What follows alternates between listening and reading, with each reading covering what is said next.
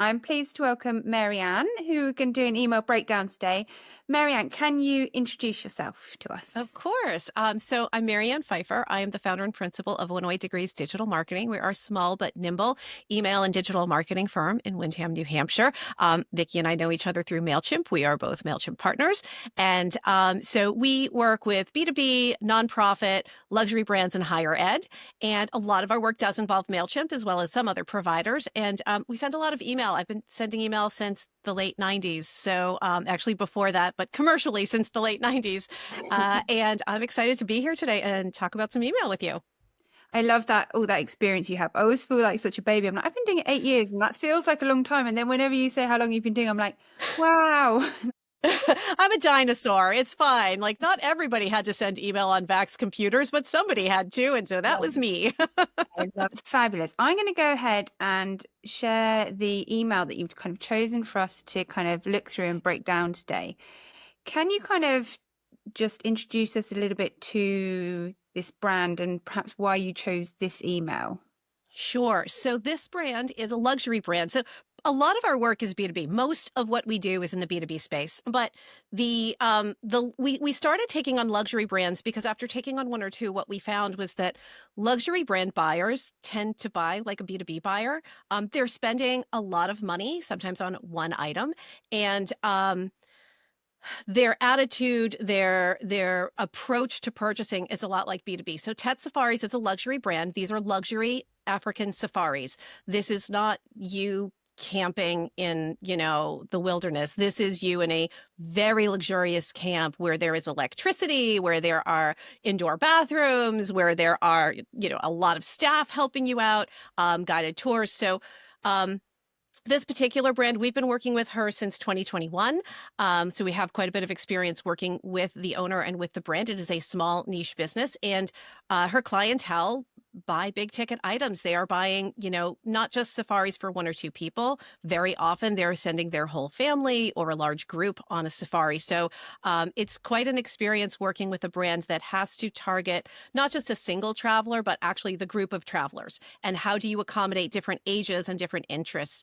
And she does a great job with that, with her messaging and communications. So we love working with her. I'm going to pick up on it straight away. Is that what you said about how the mindset is almost like B2B, which I think Mhm. is, yeah, such a different thing to. So I do a lot of e-commerce. It's very much like skincare or jewelry. And so you often quite impulse buy, Mhm. whereas this definitely, like you say, is there's a lot more thought and I guess is it not convincing? That's not the right word, but there's a lot more research and thought that needs to go into kind of these, Yeah. yeah, what the buyers go through. Well, you're sending a dozen family members on a 20-day trip to Africa to three different countries. That doesn't happen without a lot of thought. And if you think about a lot of B2B purchases, if you're investing in software, for example, you have to think not just about the cost of the software, but the cost of implementation, of training, of downtime, of new people coming in. So that research that has to go into it, that thought, that homework, that process, that customer journey is very, very similar. There aren't impulse buys. People don't impulse buy going to Africa. This is a bucket list thing. You think about this for months, if not years. And many people will buy their travel package a year or more, a minimum of a year in advance. So you might be planning for this trip for 36 months by the time you get your dates and your family and what locations you want to see and what camps you want to stay at and what wildlife you want to see. There are so many decisions to make. It's not quick, and that journey is similar. And that's why working with Tet Safaris for us was very natural, because we do have experience with luxury brands, but her particular type of sale is one that really requires a lot of brand story and a lot of reassurance with the customer that they're making the right decision to go with this particular company. When you're in the middle of Africa and your cell phone doesn't work, and you're worried about like what's going on back home, you want to know that there's somebody who's going to reach you, who's going to reach out to you, who's going to say, hey, checked in, here's what you need to know. You want to know that you're in a camp where there's electricity and access to communications options. So especially for these travelers, this type of choice is they're very selective about who they want to work with. And so we also aligned with this brand because she's a woman-owned company. And one of the things she said to us when she was starting out was that she was launching her company in 2021, right after the pandemic, a very difficult time to launch a travel company when Yeah. the whole industry was hit. Most of Africa was closed, like not just the camps. Africa as a continent was closed to travelers. So it was really challenging for her. And she wanted an agency that she could feel that she could work well with over time because she knew this was a long, and she said, I'm a woman-owned company, you're a woman-owned company, you have a team of women that work for you, I work well with women, and I feel like women's businesses support each other well, and that's what I'm looking for in an agency. So we were happy to be sort of, we're going to be what we are. We're not going to suddenly become a woman-owned business because that's what a client wants. That's just what we are. But the fact that what we were appealed to her, and what she was looking for speaks volumes about her knowledge of what she needs as a company and how we could fit into that for her. So This is so interesting as well, because I think, and as we go through the email in a minute, I think you can feel that come across, because from the content, one of the things, the notes I made, I was like, it feels like it's very much giving people the answers to all those queries they have, like, and I imagine like after the pandemic and things, and even this one, like if I was going and the idea of doing a last minute trip to Africa seems like, no, you could never do that. But it feels like there's that care that's gone into it to kind of answer all those questions that people would have and all those worries they might have had after the pandemic, or there's that level of kind of research and kind of almost answering all those FAQs. And it feels like, yeah, maybe that's kind of the approach that you've had as that women-led business. It's like, we're going to take all of that care and that research and like really dig into those questions. yeah, and positioning her as a thought leader because she really is. I mean, this is a woman who owns her own business, but who has been selling travel packages and travel adventures to Africa for over 20 years. And so she knows Africa inside out and upside down. She's forgotten more about Africa than people that live there would know. Like she's really, really, she understands the countries, the borders, how to cross, what wildlife you'll see, the peoples, the cultures, the differences from here to there, and why you'd want this versus that. And positioning her as that thought leader is really important to us because it's all about trust. It's all about trust when you're spending this amount of money. You're going to do your homework, but there's a certain amount that just comes down to, do I trust the person who's going to be taking care of these um, arrangements for me? Do I trust their guidance? Do I trust their judgment? And so it was really important for us to make sure that she is positioned as the thought leader that she is. Now, I want to make a disclaimer. We don't write her content. She writes her content because she knows more about Africa than we will ever know. But she comes to us for the guidance of what should we write about? What are some different options? And then we do, run rough editing for her if we see anything that we think is a flag or things that we think she could add to or mention. But she is the thought leader. So she writes her own content. It's our job to shape how that story is told through email to help her audiences and her past clientele understand and hear her story. I imagine then once she's built that trust with, clients or potential clients, that in turn is getting the open rate and the engagement, isn't it? It is really something that we see people go back to. And if this is the topic that they're interested in, if this is the trip or the country that they're interested in, they're going to go back to that email and reopen it a week later and digest that content more, or go to her website because obviously this content is also reflected there. But the point being that, it's the email is here to spark the interest, to spark the thought. Majority of her email list are people who have traveled with her before. She has a lot of repeat travelers because they recognize, and you'd think like, who goes to a second African safari? Like that's a pretty big thing. But she has a lot of people that do third and fourth safaris. Maybe they go as a family and then later they go as a couple. Or vice versa. So she has many clients who come back to her because there is that trust factor. There's things that they didn't get to see. They could only go for 2 or 3 weeks, and they know that there's another 2 or 3 weeks worth of things to see that they didn't get to, and they want to go back again. And who would they trust more than the person that took care of them the first time? So if we walk through the email, itself. I love the header and I love the kind of the colors and the buttons, and I'll come back to the buttons because they definitely pop. But I guess this is quite fun to make as well because you've got some lovely imagery here. She has beautiful brand imagery, all professionally taken, because she has all of these connections in Africa with photographers and the camps. And, so we're very lucky that we don't have to like scrape the internet for like stock photos and try to make it look like Africa. Like, no, these are really taken at the different camps and at the different locations. And they're beautiful images. So. And like you already mentioned, there's quite a lot of content in here. So usually, kind of a Yes. bit longer than a bit long. No, this is because I hate the phrase, but best practices. But one of those things is a bit longer than we're told email should be. And obviously, Right. I hate that because it's like every business, not even every industry, but almost Mm-hmm. every business is different. So it does depend on what it needs to be. So we did split test that, right? We did do an A/B split test.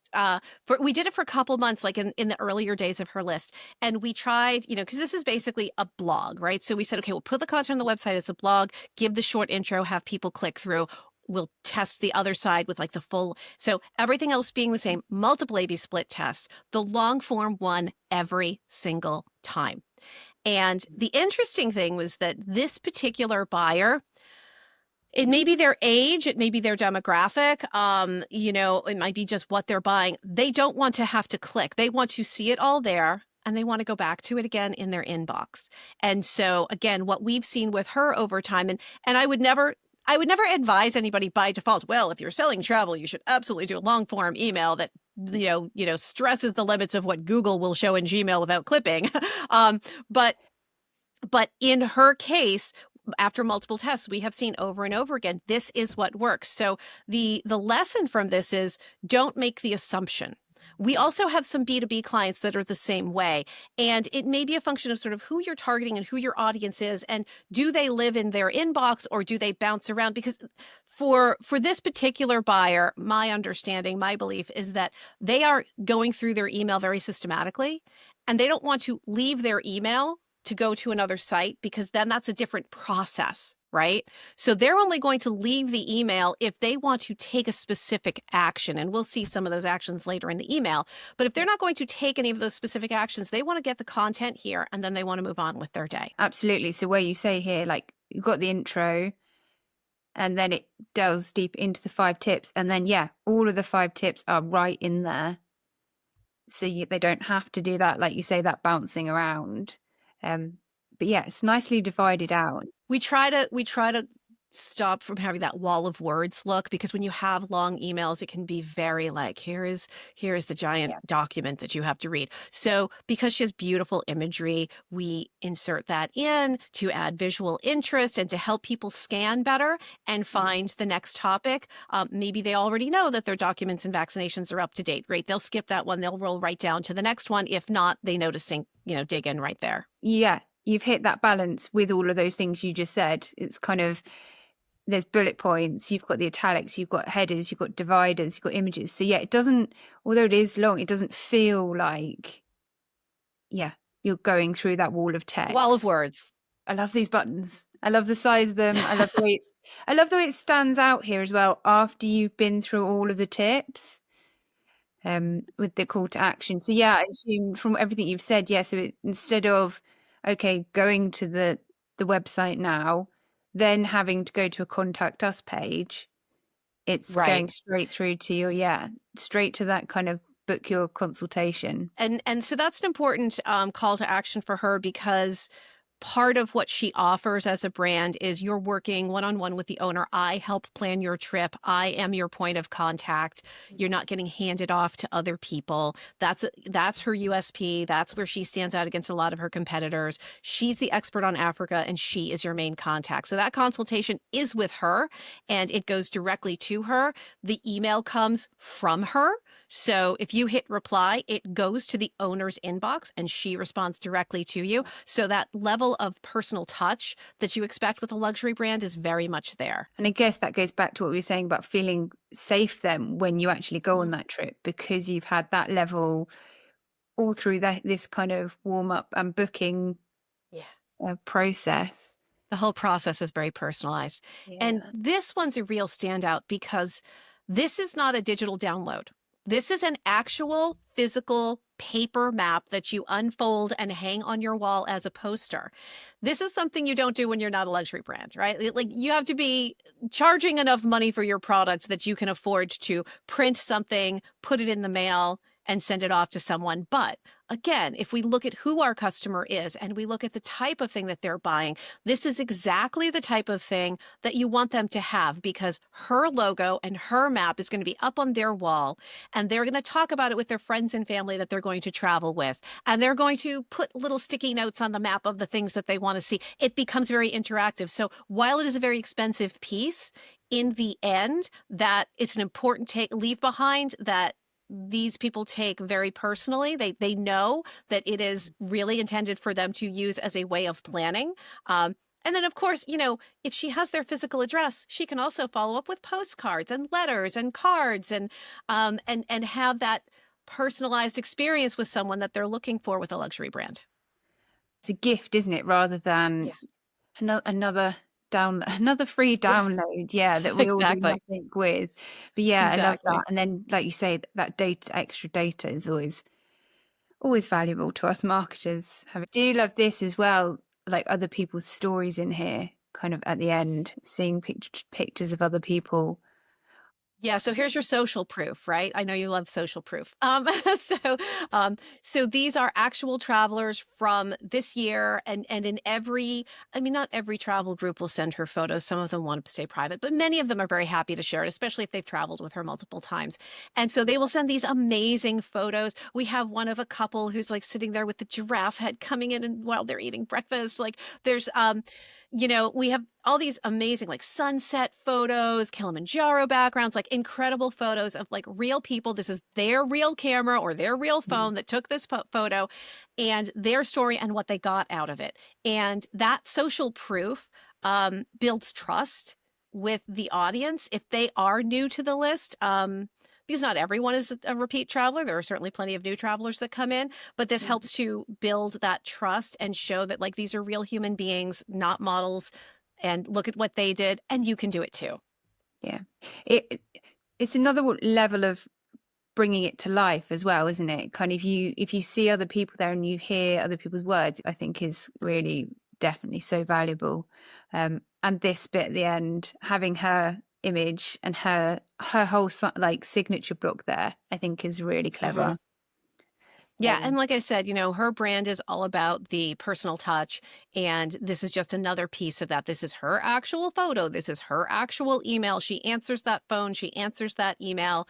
Um, you feel as though you're getting that white glove service that you'd expect from a luxury brand. And I will say that in her case, very few people are price shopping, right? They're not comparing her to one of her competitors and saying, well, this one is $1,000 cheaper.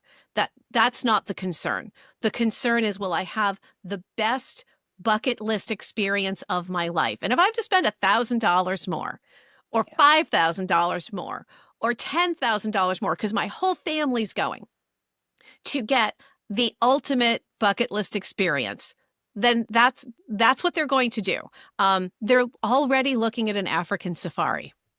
The prices are on her website. They are not hidden. They know what they're in for. And really, most of them have very custom safaris where, she has things on her website and they'll say, I want this and this, but I also want to add that to it. So they're building their own experience. I mean, that's priceless, right? And Yeah. there's a lot more to selling luxury brands than like, it's funny because so much of our marketing training is based on like considering price as part of the value and how do you worry about, yeah, like, no, you can't worry about price. When you're with luxury brands, there are everything else in your neuromarketing stack, right, gets ahead of price. Because if you can afford the luxury brand, price is not the thing that motivates you. So you've got to use everything else, which is harder. Honestly, it's a lot easier to just mark 10% off something and get the sale. So with luxury brands, you really have to, you're playing chess, not checkers, right? You really have to think like, what is the next step? What is the next thing they're going to want? What's going to build that reassurance with my customer? What's going to build the trust? And can you tell us about the subject line with this one? Yeah. So with all of her subject lines, so here's the really cool thing. When you're working with luxury brands, especially if they're your past customers, you know a lot of information about people. So you know that their first name is Vicky. And so you can say something like, Vicky, do you know the secret to a crowd-free safari? Or do you know the secret to a last minute booking? Vicky, did you know you can still get to Africa this year? So we always leverage the personal information, the personalization information that we know about the subscriber in that subject line, which has again, we A/B split tested. We knew it would work. We didn't know by how much, but we A/B split tested, and it was like a dramatic difference. It was a dramatic difference when we were using the personalization. And again, I lean into like, as a luxury brand, if I'm going to be spending this much money with you, I expect you to know my first name. I expect you to know my last name. It is not an invasion of privacy. I have given you this information. I mean, if she has arranged their travel before, she probably has their passport numbers. So, using their first name in an email is not, really personal information compared to, the type of information you have to have as a travel agent or somebody running their entire trip to another country. Yeah. So, leveraging that personalization in the subject line, we try to do it all the time. And also, in this case, the topic is, a last minute safari. So building in a little bit of urgency, right? Leveraging that urgency. Like, did you still want to get your trip in this year, Vicky? Right? We can use that, and then bring them into here. There's actually some advantages to you trying to get that trip in before the end of the year. Which I thought, and coming almost full circle, is the urgency wasn't it will be cheaper. I mean, there are obviously some last minute deals, but when I was reading through it, I was like, I didn't think about some of the ones where, for example, flight availability, but also, um, here we are, things like migration. Like, so things might be different. So it's not Hmm. just about, oh, the last minute one will save me a bit of money. It's there are other things I can see if I go this month instead of in 6 months' time.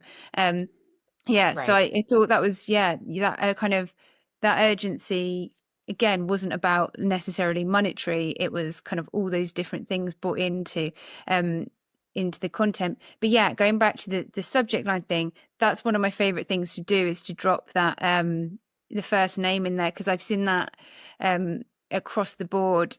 Yeah, help get up your open rates, but also it's a lot simpler to do than people think, and it's one of those things I'm like, well, Hmm. if you know how to use a merge tag in your content, it's exactly the same thing. So just do, yeah, definitely test it because it's, yeah, one of the quickest ways to have a big impact if you are kind of like you say looking to have that level of personalization. I mean, it stands out in the inbox. If you just look at your inbox and look at just all the subject lines, the ones with your name stand out. Yeah. Um, you can use emojis. We use emojis too sometimes. There's a great little zebra emoji, a little elephant emoji, very cool stuff. And if they're appropriate to the content, we'll throw those in there. But the thing that really stands out to people is going to be their name. That's the most personal you can be, is talking to them personally. So the more we can weave that in, and we're lucky because she does have such a cultivated list of subscribers who she knows their name, that it's not a limitation for us. We don't have to worry about a lot of fallback values and how is that going to make sense if you have the fallback value in there. We know their name, so we use that name. MaryAnn, is there anything else on this email you think we've missed that we haven't spoken about? The things that only you and I would notice, right? um, so things like, so it is a really long article, and what I said before is like we really actually test this to make sure it's not going to get clipped in Gmail. So in terms of length, there have been times she has like so many amazing pictures, and she recently came back from Africa where she visited like 4 dozen camps or something like that. And she's like, Wow. here's a whole bunch of pictures. And we're like, we want to use all these, but we can't Yeah. because we know. And that's why sometimes you see like tiny little thumbnail of pictures because we know we can't use like a full size something because it's just going to end up getting clipped in Gmail. So that's like a thing that we do that only other email marketers would appreciate. Also, you'll notice that other than the main headline, that is centered. All the other headlines are left aligned, Mhm. because we do think about accessibility. We, as much as possible, try to leverage accessibility in our design. So making sure that all the images have alt tags, making sure that, we don't center text. Center text looks really pretty. It is not extremely accessible for people with disabilities. And because we know that the audience for this skews older, we know that some of them may be using assisted reading devices. If they are reading on their phone, there's some limitations. So we really try to work the design to be as much as possible accessible to people who might have, any kind of disability or any kind of challenge to reading. That's another reason I was loving your buttons and had button envy, because I was like, on a mobile as well, like if you're trying to read this, Yes. you've got good, like the good copy size, you've got the bold and the underline for like links.